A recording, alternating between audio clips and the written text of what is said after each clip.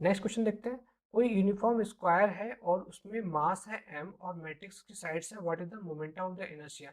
तो ये डायरेक्ट आपको याद रखने की है, इसको ज़्यादा कैलकुलेट करोगे पेपर में तो याद बहुत टाइम लग जाएगा, इसलिए आप डायरेक्ट इसको याद रख सकते हो। और जब मोमेंट ऑफ इनर्शिया पढ़ेंगे तब वहाँ पे आपको ये मैट्रिक्स जो है वो समझा देंगे, अभी नहीं आने दो उसको। अच्छा, ये क्वेश्चन बहुत इंटरेस्टिंग है। इसमें क्या कह रहे हैं कि एक आपका टैंक है कुछ ऐसा, और उस टैंक में काफ़ी हाइट तक तो यहाँ पे ना ऑयल है। ये बहुत अच्छा क्वेश्चन था। यहाँ पे ऑयल है और उसके बाद में यहाँ पे क्या है, वाटर है। तो ऑयल की हाइट आपको दी है 8 मीटर और वाटर है उसकी हाइट दी है आपको 2 मीटर। अब आपको सॉल्व ये करना है कि जो यहाँ से वेलोसिटी होगी, वेलोसिटी ऑफ एफ्लेक्स बोलते हैं, तो जो पानी बाहर निकलेगा उसकी वेलोसिटी कितनी होगी। अब देखो, अगर ये टोटल कंप्लीट वाटर या कंप्लीट ऑयल होता है तो आप लगा देते डायरेक्टली v बराबर √2gh। बट ये फॉर्मूला जब हमने ड्राइव किया था तो हमने देखा था कि पूरा का पूरा जो लिक्विड है वो सेम टाइप का होना चाहिए। बट यहाँ पे ऐसा नहीं है, यहाँ पे क्या है, यहाँ पे दो अलग अलग लिक्विड है।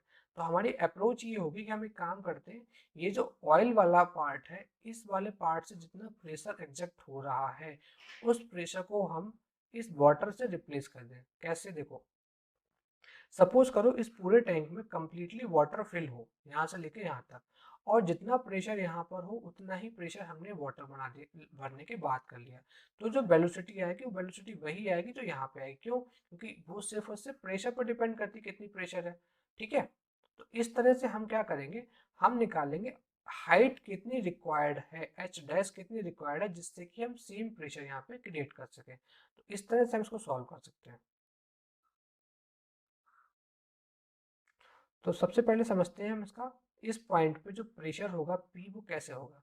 तो जो P होगा वो आपको दो वजह से मिल रहा है। पहला मिल रहा है इस ऑयल की वजह से और दूसरा मिल रहा है इस वाटर की वजह से। तो इनकी डेंसिटी मैंने रो ऑयल और रो वाटर से लिखा है। तो आपको पता है P बराबर क्या होता है, H रो G। तो जब मैं बात करूंगा ऑयल की तो ये बन जाएगी H रो G, किसके लिए, ऑयल के लिए, प्लस ये जो वाटर है उसके लिए भी फॉर्मूला तो सेम ही रहेगा, बट ये वैल्यूज किसकी पुट होंगी, वाटर की पुट होंगी। यहाँ पे अब देखो h हाइट है वो ऑयल की, तो ऑयल की हाइट मुझे दी है 8 मीटर और जो इसकी डेंसिटी है वो क्वेश्चन में गिवन है 800 किलोग्राम पर मीटर क्यूब।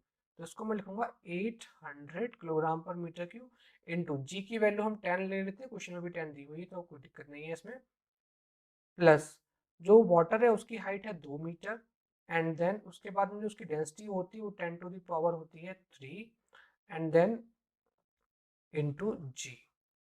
तो यहाँ से मुझे प्रेशर मिल जाएगा और ये प्रेशर मैं इक्वल कर देता हूँ इस पूरे सरफेस को। मान लिया मैंने एक पूरे टैंक में अगर वाटर फिल होता तो उस कंडीशन में जो भी हमारा प्रेशर होता है इसके बराबर। ठीक है, तो इक्वल टू कर देता हूँ मैं एच रो और जी, और रो की जगह में पुट कर देता हूँ 10 to the power 3 so that हम वाटर की हाइट कैलकुलेट कर सके into 10।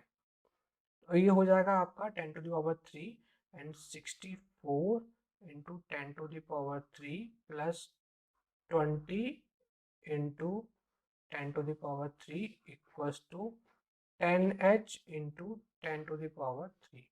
10 to the power 3 common and cancel, ये आपका बन गया h इक्वल्स टू 8.4। अब ये जो h आया है इससे आप वेलोसिटी कैलकुलेट कर सकते हो। जो वेलोसिटी हो जाएगी वो हो जाएगी √2gh। अब देखो √2, जी की वैल्यू कितनी है 10 और h की वैल्यू है 8.4। जब आप इसको मल्टीप्लाई करोगे तो ये बन जाएगा √168 मीटर पर सेकेंड। तो ये आपका फाइनल आंसर आ जाएगा। आई होप आपको क्वेश्चन समझ में आ गया होगा। अगर आपको समझ में ना आया तो आप कमेंट सेक्शन में बता सकते हैं, मैं आपको इसका कॉन्सेप्ट फिर से अलग से एक्सप्लेन कर दूंगा। नेक्स्ट क्वेश्चन देखते हैं। देखो इसमें आपको डायरेक्टली बेटर होगा कि आप फॉर्मूला याद रखो, वहां से आप वैल्यू पुट कर लो। तो फॉर्मूला मैं आपको एक्सप्लेन कर देता हूँ, फॉर्मूला क्या कहता है ये समझते हैं। सपोज करो ये कोई टैंक है और इस टैंक पे h हाइट तक कोई लिक्विड फिल हो रखा है। मान लो यहाँ पे h हाइट तक इसमें कोई लिक्विड फिल हो रखा है। अब मैं ये जानना चाहता हूँ कि इस h हाइट की जगह उस लिक्विड को h डैश हाइट होने में कितना टाइम लगेगा। मान लो यहाँ पे कोई एक होल है और इसका एरिया है a और ये जो पूरा टैंक है इस टैंक का कंप्लीट जो एरिया है वो है कैपिटल ए, ये है कैपिटल ए, और यहाँ तक आपका वाटर फिल्ड है एच हाइट तक। तो उस केस में जो टाइम रिक्वायर्ड होता है पूरे टैंक को एच हाइट से एच डैश होने के लिए, ये होता है capital A upon small a, then under root h, sorry 2 upon g, and then bracket में अंडर रूट, ये जो ज्यादा वाला है ना कैपिटल एच, इसमें से हम जो जितना रिक्वायर्ड होता है उसको सब्ट्रैक्ट कर देते हैं, यानी अंडर रूट एच डैश। उन्होंने डायरेक्ट फार्मूला ही पूछा है, इसका डेरिवेशन हम जो फ्लूइड वाला टॉपिक पढ़ेंगे उसमें करेंगे। ठीक है, अभी के लिए फार्मूला डायरेक्ट याद रखो, ये जी नहीं है, ये सॉरी ये 8 नहीं है, ये एक्चुअली जी लिखा हुआ है, और h1 माइनस h2। अब यहाँ पे ये जो h है इसको हमने क्वेश्चन में h1 दिया हुआ है, time taking from h1 to h2, तो उसके हिसाब से आपका h1 से h2 हो जाएगा। अब आप लोग इस फार्मूले के बिहाफ पे मुझे बताओ कि ये अगर पूरा टैंक खाली होने का टाइम मैं कैलकुलेट करना चाहूँ तो कितना होगा। तो खाली टाइम कैलकुलेट करने के लिए मुझे क्या करना पड़ेगा, इस एच डैश को इक्वल करना पड़ेगा 0। तो वहां से आप खाली होने का टाइम भी कैलकुलेट कर सकते हो, मुझे कमेंट सेक्शन में बताओगे कितना आएगा। ठीक है,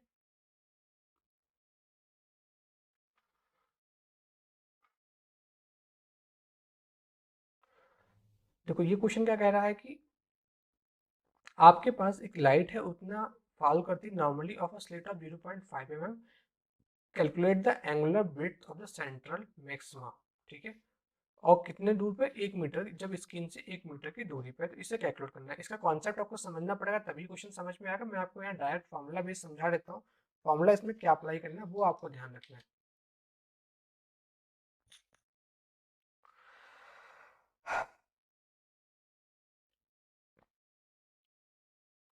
देखो इसके लिए जो एंगुलर ब्रेड्थ होती है इसे हम ओमेगा से शो करते हैं। ओमेगा इक्वल टू होता है 2 लैम्डा अपॉन डी। यहाँ से आप कैलकुलेट डायरेक्टली कर सकते हो, 2 lambda upon D value put कर दो और आंसर आ जाएगा। तो क्या करेंगे हम, 2 इंटू लैम्डा की वैल्यू कितनी, 6000 इंटू 10⁻⁻10 डिवाइड कर दो कितना, 1 मीटर से। तो देखो इसके आगे सॉल्व करने की जरूरत है नहीं, सिर्फ और सिर्फ इतने से काम चल जाएगा आपका। 6 इंटू 10⁻, ये बन जाएगी आपकी -3 रेडियन। ठीक है, ये बन जाएगा 12 into 10⁻⁻3 radian.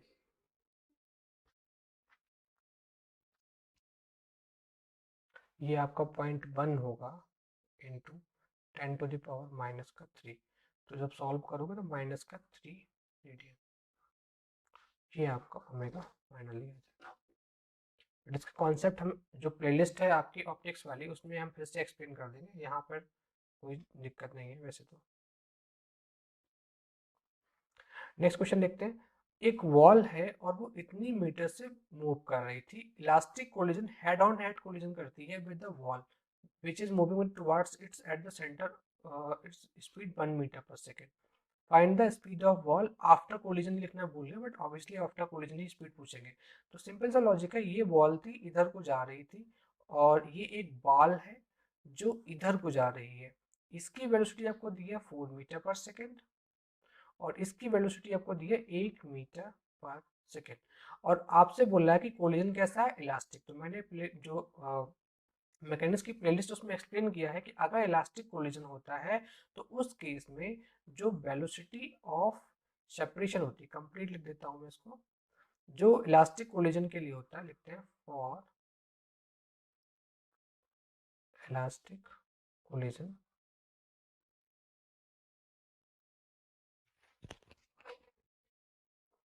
For elastic collision जो हमारा वेलोसिटी होती है, वेलोसिटी ऑफ सेपरेशन, वो इक्वल होती है आपके वेलोसिटी ऑफ अप्रोच के। तो वेलोसिटी ऑफ सेपरेशन देखो, सबसे पहले देखते हैं अप्रोच होने की वेलोसिटी। अप्रोच होने की वेलोसिटी कैलकुलेट करने के लिए आप मान लो यहाँ पर बैठे हो, अब देखो आपके पास बॉल कितनी स्पीड से आ रही है। ध्यान से देखोगे तो बॉल एक्चुअल में जा रही है 4 मीटर पर सेकेंड ग्राउंड के रिस्पेक्ट में, और ये जो दीवार है वो भी इधर को जा रही है 1 मीटर पर सेकेंड, बट दोनों वेलोसिटी आपको ग्राउंड के रिस्पेक्ट में दी है। अगर आप यहाँ पे बैठ के देखोगे तो आपको लगेगा कि ये दोनों क्या कर रही है, एक्चुअल में 5 मीटर पर सेकेंड से आ रही। क्यों? क्योंकि देखो इधर को वेलोसिटी अगर आप पॉजिटिव ले रहे हो तो उसको आपको नेगेटिव लेना पड़ेगा, और अपोजिट डायरेक्शन में है तो उनको ऐड करना पड़ेगा ना। तो ये बन जाएगी वेलोसिटी ऑफ अप्रोच यानी 4+1। और जब सेपरेशन होगा तब समझो कैसा होगा, सेपरेशन होगा इनके कोलिजन के बाद में। तो कोलिजन हो गया, कोलिजन के बाद बॉल फिर से जाएगी वापस। जब कोलिजन के बाद बॉल वापस जा रही होगी उस केस में क्या होगा इसको समझते हैं। कोलिजन के बाद ये बॉल, ये तो पहले से 1 मीटर पर सेकंड से जा रही थी, बट ये वापस जाएगी उसी वेलोसिटी जितने से आई थी यानी कि 4 मीटर पर सेकंड से। अब दोनों सेम डायरेक्शन में हो जाएंगे तो इनको हमें क्या करना पड़ेगा, सब्ट्रैक्ट करना पड़ेगा। लेकिन ये 4 से ना जाकर के अब जा रही होगी किसी नई वेलोसिटी से, वो हमें कैलकुलेट करनी है v मीटर पर सेकंड से। तो हम क्या करेंगे, v-1 कर देंगे। तो यहाँ से आपको v मिल जाएगा कितना, 4+1+1 यानी 4+1 कितना हो जाएगा 6। तो v की वैल्यू आ गई आपके पास 6 मीटर पर सेकेंड। ये आपका फाइनल आंसर हो जाएगा। इसको देख लेते हैं। तो हमारा जो मेथड है उसको फॉलो करते हैं। एंड में आप डॉट लगा दो और जहां भी आपका और गेट है वहां लगा दो प्लस। अब देखो यहाँ से जो आउटपुट आएगा वो बन जाएगा आपका a प्लस बी, और इसका डॉट प्रोडक्ट हो जाएगा c के साथ, यानी कि यहाँ आपको फाइनल आंसर मिलेगा a प्लस बी और इसका डॉट प्रोडक्ट c के साथ। तो आपका थर्ड ऑप्शन सही हो जाएगा।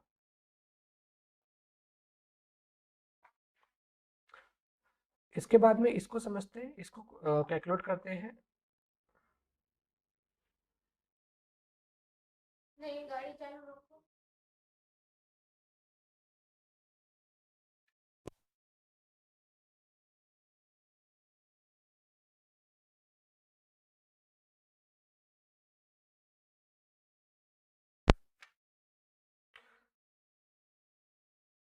देखो इसमें क्या है, गन है, ये कोई मान लो इस टाइप से कोई गन है और ये गन कोई बुलेट को फायर करती है इधर को। अब क्वेश्चन में बोला गया है कि कोई गन है, मास इसका m, यानी कैपिटल M मास की कोई गन, और ये नेग्लिजिबल मास के किसी कार्टेज पे रखी हुई है, रेस्ट कर रही है ऑन द स्मूथ प्लेन। ये किसी प्लेन पे है जो स्मूथ है, यानी फ्रिक्शन। स्मूथ प्लेन वर्ड का मतलब है यहाँ फ्रिक्शन का कोई रोल नहीं है, तो आप फ्रिक्शन को कर सकते हो इग्नोर। यहाँ तक तो क्लियर हो गई। आप क्या करें, when it fires a shell of mass m horizontally, यानी यहाँ पर एक जो छोटी सी बुलेट है m, उसको ये फायर करती है, इसका मास है स्मॉल m। उसके बाद में ये इधर जाती है कितनी वेलोसिटी से, लेट्स सपोज b वेलोसिटी से, ठीक है। तो ऑब्वियसली ये रिकॉइल करेगी, इसको ये रिकॉइल करेगी पीछे की तरफ। तो मैं इसको मान लेता हूँ कैपिटल V वेलोसिटी से। अब बोल रहा है कि energy of the explosion is such that, ये जो एक्सप्लोजन हुआ उसमें इतनी एनर्जी प्रोड्यूस होती है कि it is capable of projecting the shell to the height of h। ये जो h, ये जो आपकी सेल है इसको ये h हाइट तक प्रोजेक्ट कर सकती है। तो सपोज करो इस पॉइंट से मैं ऊपर तक इसको प्रोजेक्ट करना चाहूँ, तो मुझे एनर्जी कितनी रिक्वायर्ड होगी, एम जी एच, क्योंकि ये हाइट कितनी है यहाँ से यहाँ तक एच। तो इस पॉइंट पे इसकी एनर्जी होनी चाहिए एम जी एच, यानी यहाँ पे जो एनर्जी होगी एक्सप्लोजन से वो होगी एम जी एच। हम क्या करेंगे, या इस पॉइंट पे जो एनर्जी जनरेट हो रही है उसको कैलकुलेट करेंगे, ठीक है। तो देखो कैसे जनरेट होगी एनर्जी। सबसे पहले तो लगाओ मोमेंटम जो आपका है कंजर्वेशन। मोमेंटम कंजर्वेशन कैसे लगाएंगे, देखो मोमेंटम कंजर्वेशन लगाने के लिए हमें क्या करना पड़ेगा, ये इनिशियली रेस्ट पे थी और सेल भी रेस्ट थी, तो इनिशियल मोमेंटम तो आपके दोनों जो बॉडीज हैं उनका है 0। बट जब इसका एक्सप्लोजन हो गया उसके बाद में ये इधर जाती है b वेलोसिटी से, यानी कैपिटल M इंटू बी, और ये इधर जाती है कैपिटल सॉरी स्मॉल m और स्मॉल b से, तो plus small m and small b। यहाँ से मैं लिख सकता हूँ जो स्मॉल b होगा वो होगा minus capital M upon small m into capital B। अब मुझे मिल गया है इस वाले छोटे पार्टिकल की वेलोसिटी मुझे मिल चुकी है। अब मैं लगाता हूँ एनर्जी कंजर्वेशन। तो जो एनर्जी कंजर्वेशन है वो कैसे लगाएंगे, देखो एनर्जी कंजर्वेशन। तो एनर्जी कंजर्वेशन क्या होगा, सबसे पहले क्या है काइनेटिक, ये जो एनर्जी है ना काइनेटिक एनर्जी कितनी होगी, देखो ये जो गन है इसकी काइनेटिक एनर्जी होगी 1/2 कैपिटल M कैपिटल B का स्क्वायर, प्लस जो स्मॉल सेल है उसकी एनर्जी कितनी होगी 1/2 स्मॉल m और स्मॉल b का स्क्वायर, ठीक है। और ये जो टोटल एनर्जी जनरेट हुई है, ये एनर्जी किसके इक्वल है, इस छोटे से सेल को h हाइट तक पहुंचाने के लिए, यानी mgh के, किसके, mgh के, ठीक है।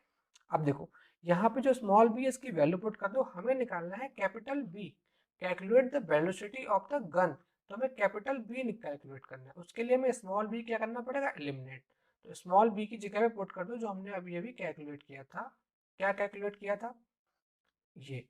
तो यहाँ हो जाएगा 1/2 capital M capital B square plus 1/2 small m, और इसका जब स्क्वायर करेंगे तो माइनस का स्क्वायर हो गया प्लस, एंड कैपिटल M का square upon small m square and capital B का स्क्वायर। एक m से m कैंसिल, तो मैंने यहाँ पे 1/2 capital M capital B square लिया कॉमन, यहाँ बचेगा 1 और यहाँ बचेगा प्लस का capital M upon small m, और इक्वल टू mgh। अब इसको नेक्स्ट पेज पे कर लेते हैं। तो ये जो b होगा, पहले इसी को नोट कर लेते हैं। हाँ, अब जो हमारा ये आ गया था 1/2 कैपिटल M b स्क्वायर, और ब्रैकेट में है 1 plus capital M upon small m equal to कितना आएगा, यहाँ पे था आपका mgh। यहाँ से जब मैं कैपिटल B कैलकुलेट करूँगा तो कैपिटल B का स्क्वायर बन जाएगा ट्वाइस ऑफ mgh, और डिवाइड में 1 plus capital M upon small m। इसको यहाँ मल्टीप्लाई करके ऊपर भेज दो, तो ये आपका बन जाएगा twice of m square gh divided by capital M plus small m, और जब हम स्क्वायर हटाएंगे तो यहाँ पर एक ऑटोमेटिकली रूट लगा देंगे, यानी कि आपका आंसर ये सही हो जाएगा। थोड़ा लेंथी क्वेश्चन था, बट अगर आप इसको सेकेंड राउंड में करोगे तो आराम से क्वेश्चन सॉल्व कर सकते थे।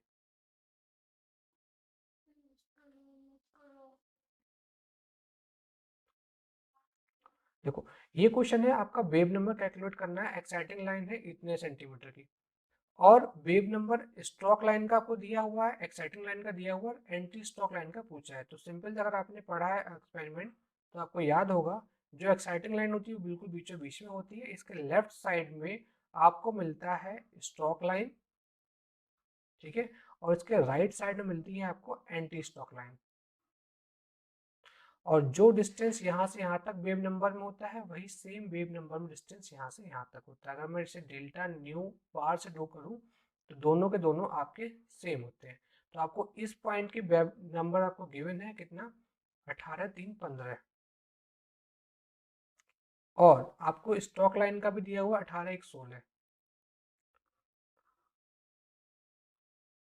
ठीक है।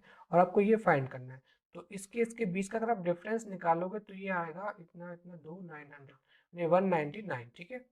तो ऑब्वियसली ये देखो इससे 199 पीछे है, तो ये इससे 199 कितना होगा आगे, तो इसमें 199 इसको ऐड कर दो, तो ये 3 और 2 5 यानी कि 16, तो ये बन जाएगा आपका 18 5 14, 15 में से 14, ठीक है। तो ये आपका फाइनल आंसर हो जाएगा।